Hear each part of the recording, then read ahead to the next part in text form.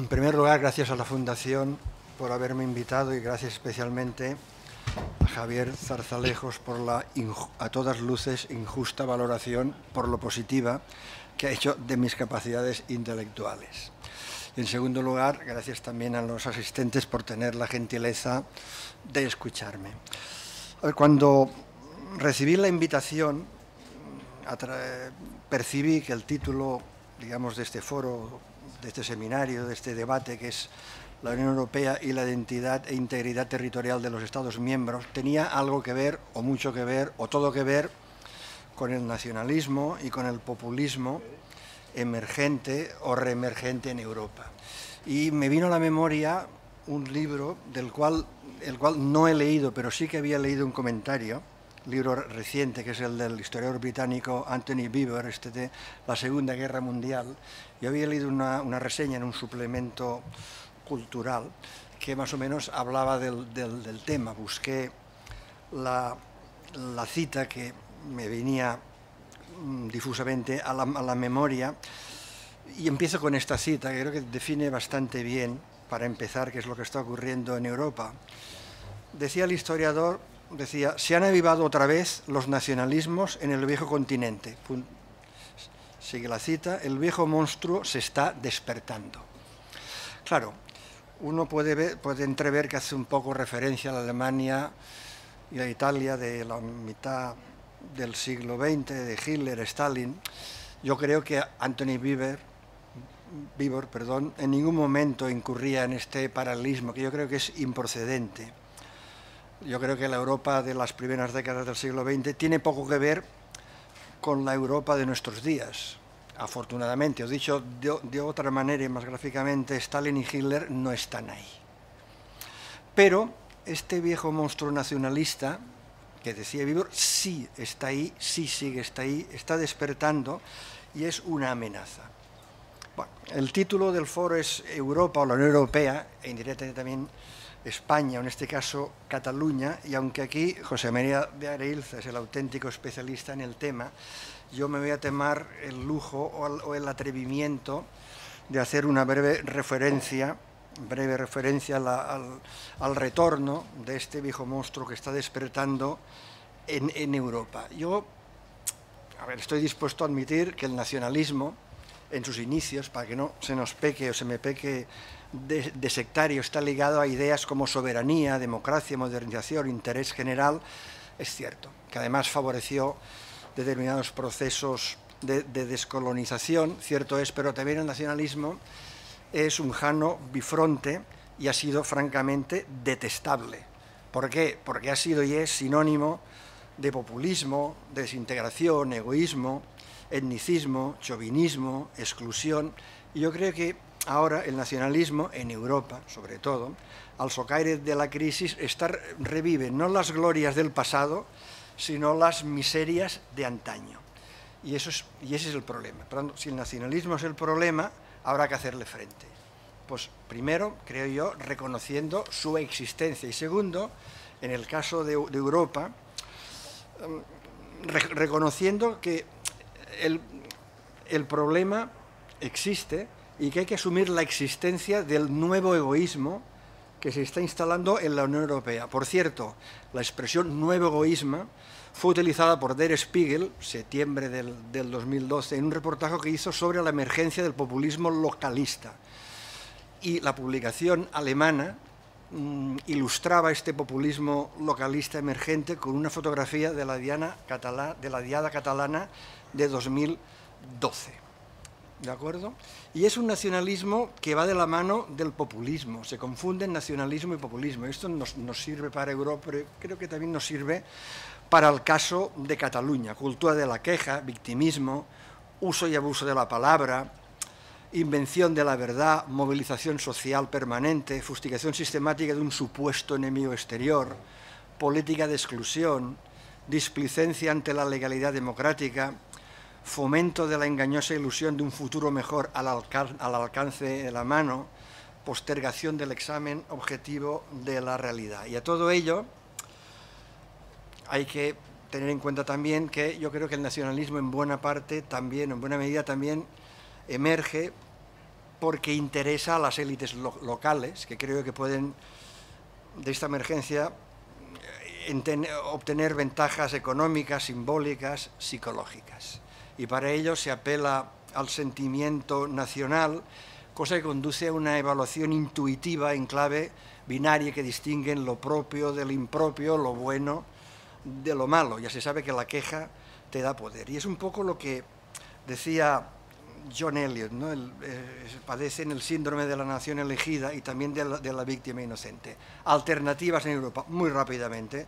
Yo creo que hay que remarcar, quizá habría que reconstruir otra vez la idea de Europa, y ello supone remarcar lo que nos une por encima de lo que nos separa, cesión de soberanía política, económica y fiscal, y una Europa que se vertebre alrededor de unos valores que yo creo son también aplicables para el caso catalán, que son, por decirlo así, los típicos valores del liberalismo, incluso si uno quiere también de la Ilustración, que es la democracia, la libertad, la crítica pública, la ley, la razón, el individuo, la ciudadanía, la igualdad de oportunidades, la economía de mercado y también, y muy importante, el sentido del límite. Y yo no tengo ningún problema en que creo que hay que remarcar también en Europa la libertad de poseer, de comprar, de vender, de legar, de trabajar y de comerciar. Muy bien la Europa clásica, la Europa política, pero yo también soy ferviente partidario de la Europa de los mercaderes, ¿no? Y por decirlo un poco enfáticamente, yo creo que habría que recuperar o construir o reconstruir una Europa, volviendo a los clásicos, para hacer una concesión, si se quiere, a la cultura clásica, pero que somos lo que somos también en virtud de esta cultura, una Europa griega, quiere decir democracia, observación, razón, tolerancia, romana, el imperio de la ley cristiana, la dignidad del otro, la solidaridad, capitalista, el mercado y liberal, la igualdad y sobre todo la igualdad de oportunidades. Y creo que toda esta serie de valores es lo que ha permitido que Europa dé un gran salto adelante durante los últimos siglos. Y que el peligro de Europa está, como decía un gran europeísta, casi yo diría que va en la letra, que era Edward Husserl, el más grande peligro que amenaza Europa es la lasitud. Pues bueno, sobra lasitud. Pasando a Cataluña, bueno, este fenómeno nacionalista yo creo que se percibe en Cataluña ya desde hace décadas, yo que sí diría que desde hace siglos. Yo sostengo que Cataluña tiene muchos problemas, pero que un problema fundamental de Cataluña es la llamada cuestión catalana, que ha sido, es y será, y continuará siendo, creo yo, promovida por el nacionalismo catalán, que siempre está dispuesto a recalentar el ambiente, a excitar al ciudadano con sus fantasías, a desafiar al Estado, a veces por convicción, no lo dudo, pero también por interés, para obtener determinadas ventajas, decía antes, económicas, simbólicas, psicológicas, y que es una Cataluña que tiene la mala costumbre, un nacionalismo que tiene la mala costumbre de señalar el recto camino que hay que seguir bajo amenaza de exclusión, que inventa y sacraliza rasgos identitarios propios, entre comillas, yo no sé lo que es lo propio. Yo llevo toda la vida siendo catalán y no sé cuál es mi identidad propia, creo que no tengo, que siempre teme cualquier desnaturalización de lo propio, que limita derechos individuales, que prescribe la realidad en lugar de describirla, que construye un régimen que usa y abusa del victimismo, que siempre intenta sacar ventajas, que ahora está empeñada en demostrar el expolio fiscal, que pervierte el sentido de la democracia cuando habla del derecho a decidir, luego hablaremos, que tergiversa el derecho internacional para hacer creer que Cataluña tiene derecho a la autodeterminación y que una Cataluña independiente formaría parte de la Unión Europea y también del euro. Y claro, yo lo que pregunto, en primer lugar, antes de ver qué hacer, es por qué hemos llegado aquí, ¿no? Este proceso de transición, de construcción de estructuras de Estado, del derecho a decidir. Yo creo que hay algunas claves, ¿no?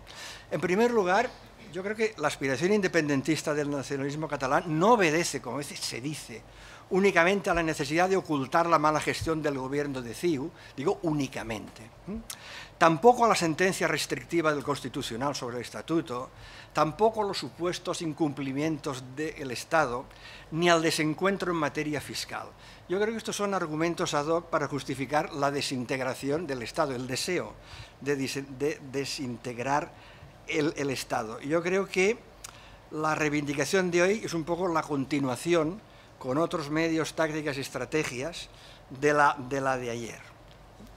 Antes hablaba con uno de los participantes que están aquí, antes de empezar el foro, y recordábamos los dos que en los años 77, 78, en las manifestaciones que se hacían aquí en Barcelona, Paseo de Gracia fundamentalmente, a favor de la autonomía, había un grupito de personas que solía coincidir, entiendo yo, con lo que era Convergencia, que el eslogan que iban cantando eran hoy paciencia, mañana independencia. Pues bueno, después de 40 años se ve que se les acabó la paciencia y ya buscan la independencia. O sea que a mí no me ha extrañado nada porque yo, exageradamente, utilizando la metáfora biológica, yo creo que está casi en el ADN de la ideología del nacionalismo. En segundo lugar, porque contrariamente a lo que la gente cree, la nacionalización de España, si se quiere decir la centralización de España, el jacobinismo de España, ha sido siempre débil. Yo creo que España, contrariamente a lo que se dice, ha sido un Estado escasamente jacobino. Ha sido incapaz de conseguir la unidad de caja. Aún ahora es casi imposible. Tenemos el concierto económico.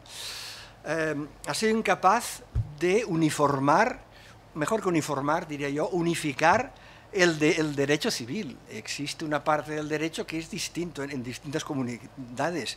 Y yo recuerdo que Napoleón unificó el derecho civil en 1804 y la Alemania a la cual dicen que nos queremos parecer, lo unificó en 1888. Y solo en 1898 en España se consiguió un derecho civil más o menos unificado, pero con la excepción, si no estoy errado, de Aragón, Baleares, Galicia, País Vasco y Cataluña. O sea, no ha sido un país jacobino, centralizado, uniformista, al contrario, no ha sido Francia. En tercer lugar, yo creo que el Estatuto de 2006, antes de la sentencia del Constitucional, ya avanza lo que podía ocurrir, es decir, la deriva independentista. ¿Por qué? Hombre, ya hablaba, primera redacción del texto, Cataluña como nación. Es verdad que estaba en el preámbulo, pero hablaba un tema interesante que es una nación, no vamos a entrar en eso ahora, de España como Estado plurinacional, de los derechos históricos que fundarían el autogobierno de Cataluña. A mí me parece una concepción predemocrática, en el mejor de los casos siglo XVII, de Europa como espacio político y geográfico de referencia de Cataluña, Europa. Una Cataluña que no quedaría vinculada por las decisiones adoptadas en los mecanismos multilaterales de colaboración con el Estado, del Tribunal Superior de Justicia de Cataluña como última instancia judicial en Cataluña y una larga lista de competencias exclusivas y excluyentes de la Generalitat. Es un estatuto que yo creo, y eso que tiene para el nacionalismo catalán, supone un paso adelante. Hasta entonces el nacionalismo catalán hablaba del ser. Somos una nación, por tanto, tenemos derecho a tener un Estado. Principio de las nacionalidades del 19. Una correspondencia totalmente mecánica. El hecho de ser una nación o supuestamente ser una nación no equivale a tener un Estado. En ningún lugar está escrito. Si esto fuera cierto, en Europa habría por lo menos 200 Estados. Lo dijo Felipe González hace unos 10 o 12 años en una cena aquí en Barcelona. Y ha pasado de la política del ser a la política del estar. Ya no se trata de decir somos, sino queremos estar independientes o no queremos estar con España. En esto ha colaborado, tiene la colaboración el socialismo español y el catalán, que siempre ha sido como un péndulo, ¿no? A veces confederalista, autodeterminista, autonómico, federalista, se ve un poco convenga a la coyuntura y a sus intereses. Recuerdo Montilla, cuando se estaba discutiendo, después de la aprobación del Estatuto y la sentencia, Montilla, socialista, yo no sé si por tacticismo o por convicción, hablaba de construir Cataluña, son frases textuales, bueno, si no está construida, si habla de construir es que no está construida, de horizonte nacional, de desafección, de no satisfacerse los deseos de la reivindicación catalana. Ahora, un artículo de la semana pasada se quejaba y decía que la consulta podía polarizar a la sociedad catalana. Bueno, se lo podía haber pensado antes. En cuarto lugar, yo creo que el nacionalismo catalán está ganando en buena manera la batalla de la batalla mediática. Una parte de la ciudadanía ha comprado, y los medios de comunicación, insisto, interés o convicción, ha comprado, por decirlo en el lenguaje coloquial del comercio, la teoría del diálogo, del derecho a decidir, del expolio, de la imposición española. Hasta tal punto que, mira, hay gente que identifique, guste o no guste, pero es así, identifica la libertad, la democracia y el bienestar con el derecho a decidir, y yo creo que en menor medida también con la independencia, cosa falsa. Otro factor importante de este resurgimiento es lo que se ha llamado a decir, bueno, la expresión está de hecho sacada de Alexis de Tocqueville y luego posteriormente Noel Neumann también la saca a colación, que es la espiral del silencio, ¿no? Que es aquello de yo no me significo por miedo a lo que puedan pensar los otros. Hay un dato que a mí me hizo pensar. Las elecciones autonómicas del 25 de noviembre de 2012 votó 500.000 personas más y, sin embargo, Convergencia y Unió perdió 90.000 votos y 12 escaños. Yo creo que es un poco el no nacionalista o el españolista o el unionista, no me dan miedo las palabras, se moviliza y a la que se moviliza vota lo que vota, ¿no? Y a la espiral del silencio hay también, yo creo que hay también el mimetismo de las masas y también la espiral del oportunismo cínico.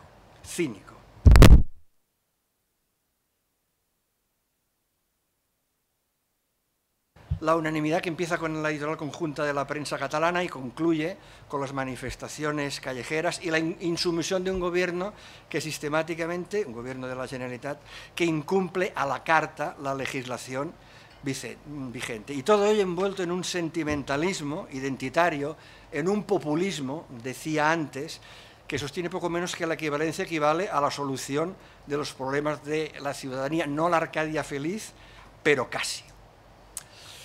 ¿Qué hacer? Bueno, yo creo que hay que romper, digamos, la hegemonía ideológica del nacionalismo. Claro, ¿y yo cómo hacerlo? Bueno, yo creo que en primero, pues bueno, hay que deshacer los equívocos. Por ejemplo, está el equívoco de la imposición española. Claro, a mí me resulta extraño que me hablen de la imposición española cuando la Constitución fue aprobada por el 90,46% de votantes en un referéndum, Cataluña, en el que participó el 67,9%.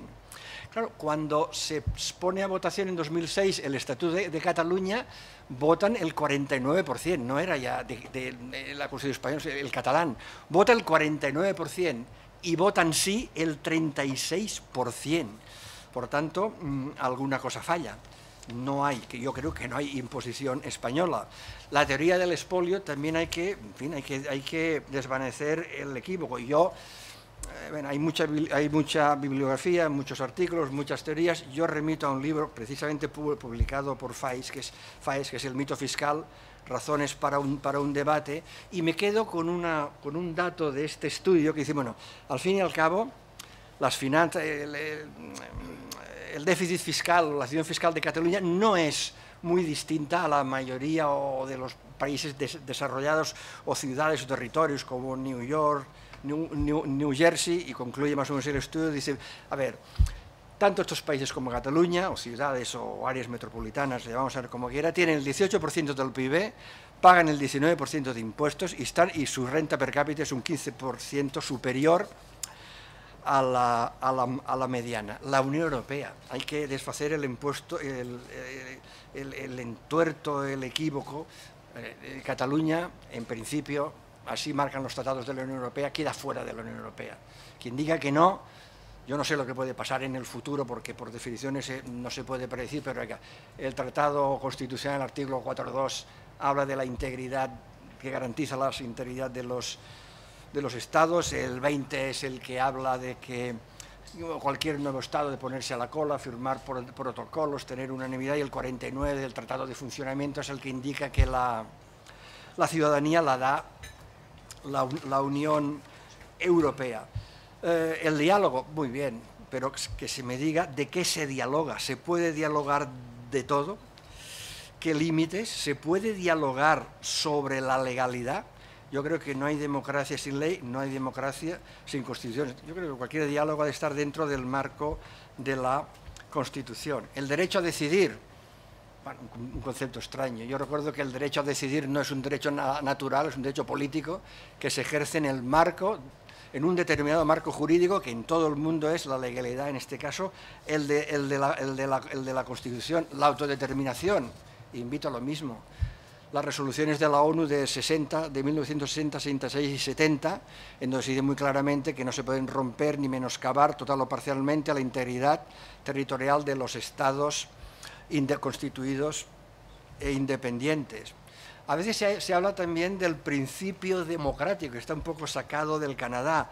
Yo recuerdo que el Tribunal Supremo del Canadá, además, decir que, claro, esto del referéndum, dice el tribunal, malinterpreta el significado de la soberanía popular y la esencia de la democracia constitucional. Advierte que dicho principio, si se plantea, también debe manifestarse a través de medios constitucionales y gobernado por los mismos principios constitucionales. Bueno, y la duda, con diálogo, con negociación, con voluntad política, ¿solucionamos el llamado problema catalán? Hombre, yo tengo mis dudas. En primer lugar, falta saber si el nacional catalán quiere solucionar el problema o si quiere seguir tensionando la situación como táctica o estrategia de la vía hacia la independencia. ¿Se conformaría con una reforma del Senado que convirtiera en Cámara Territorial, con un modelo de financiación autonómica que le fuera más favorable? En segundo lugar, yo lo siento, pero la legalidad constitucional no es un objeto moldeable a gusto del consumidor. Y hay una cita que a mí siempre me viene al caso, que es una cita de Agustí Calvet Gaziel, que fue en su día director de la Vanguardia del 1920 a 26 de un trabajo que se llama El desconsuelo, que dice así, a ver, Gaziel atribuye a Cataluña, propiamente, no a Cataluña, al catalanismo, el estatuto del textualmente, el jugador que siempre pierde, ¿no? Y dice, todo indica que no se trata, habla de Cataluña, catalanismo, no se trata de un jugador desdichado, sino de un mal jugador, cosa absolutamente distinta. Solo hará falta que se coloquen silenciosamente detrás de él a ver cómo juega. No tardarán mucho en descubrir que lanza espadas cuando debería lanzar oros, que envida cuando hay que pasar y no acierta ni una. Pues bien, ese tipo de jugador es Cataluña, cierro las comillas. El artículo se llama El desconsuelo, en catalán El desconhort, 1944, publicado en el libro ¿Qué clase de gente somos? Y un poco ya para terminar así muy rápidamente, ¿y ahora qué es lo que puede pasar? A ver, ¿se volverá a equivocar otra vez? Yo creo que probablemente sí, y muy rápidamente. Yo creo que, a ver, lo que pretende el gobierno, Artur Mas en concreto, o parece que pretende, es, bueno, más allá de la resolución de este viernes que envía al Congreso, una resolución para convocar un referéndum para que le digan que no. La envía para eso, para que le digan que no. Y como tiene prisa, se salta por encima el documento Regol, se salta por encima el apoyo de los socialistas catalanes. A partir de él, yo creo que intentará convocar una consulta o referéndum, que no es lo mismo, legal. Obviamente le dirán que no, que es lo que busca, y que entonces intentará buscar unas elecciones llamadas plebiscitarias, que es imposible, pero bueno, se entenderán como plebiscitarias. Yo creo con esto busca el conflicto de legitimidades. Pero yo creo que si hace esto, le puede salir mal. Le puede salir mal porque es que la mayoría nacionalista, teóricamente, es que en realidad no existe. Claro, si Artur Mas convoca elecciones autonómicas, ¿qué es lo que hay que contar? Escaños. En un régimen parlamentario se cuentan escaños, pero claro, si son plebiscitarias, claro, un plebiscito lo que cuenta son los votos. Y si contamos votos, yo voy a dar un par de datos. Convergencia y Unió y Esquerra Republicana, 1984, autonómicas, 51,21%. 25 de noviembre de 2012, 44,36%. Han perdido. De hecho, ya he dicho que perdió 12 escaños y 90.000 votos. Claro, las encuestas, incluso las más favorables, dan el sorpaso de Esquerra Republicana 24%, Convergencia 20%, 20, 24, 44, como hace un año. Mi pregunta es, ¿con el 44% de votos se puede convocar un referéndum de autodeterminación? ¿O se puede, que es lo que probablemente él que le gustaría hacer en caso de tener una mayoría absoluta, que es proclamar eso que llaman aquí la DUI, la Declaración Unilateral de Independencia? Hay dos versiones, Declaración Unilateral de Independencia y a ver qué pasa, y Declaración Unilateral de Independencia, y al mismo tiempo solicitar al Congreso o al Estado o al Gobierno español un referéndum para validar. Pero yo insisto que puede caer, esto es casi como el cazador cazado. La tercera vía de la cual se hablaba aquí en Cataluña, yo creo que es completamente un error. Es hacer una serie de concesiones en materias de educación, de infraestructuras, de relaciones con Europa, etcétera, primero, difícilmente encajables en la Constitución y que, en el mejor de los casos, serviría para apaciguar el ansia independentista del nacionalismo catalán durante 2, 3, 4, 5, 6, 7, 8 años. Y por último, y de verdad que con esto ya acabo, aquí hay una cosa que me preocupa, y es por alguna... Lo publicó la prensa, pero bueno, yo asistí en directo cuando un personaje de Esquerra Republicana lo insinuó en un medio de comunicación que yo estaba también, y lo que vino a decir es, bueno, si según cómo vayan las cosas, y la cosa me preocupa porque esto podría quizá radicalizar, y no sé si más la cuestión, y venía a decir, a ver, si Artur Mas no cumple su palabra, es decir, de convocar un referéndum, elecciones plebiscitarias y declarar una declaración de independencia, etc., si no cumple su palabra, si Artur Mas no cumple su palabra, o si el Estado tampoco satisface las necesidades del nacionalismo catalán, decía el personaje muy conocido, exconsejero del tripartito por Esquerra Republicana, decía, no me extrañaría a mí que tuviéramos una primavera catalana un poco a la manera de la primavera árabe, y decía, hombre, a mí no me extrañaría que hubiera miles de personas acampadas, decía él, Plaza de Cataluña, Plaza de San Jaime y Parque de la Ciudadela. Se verá. Gracias.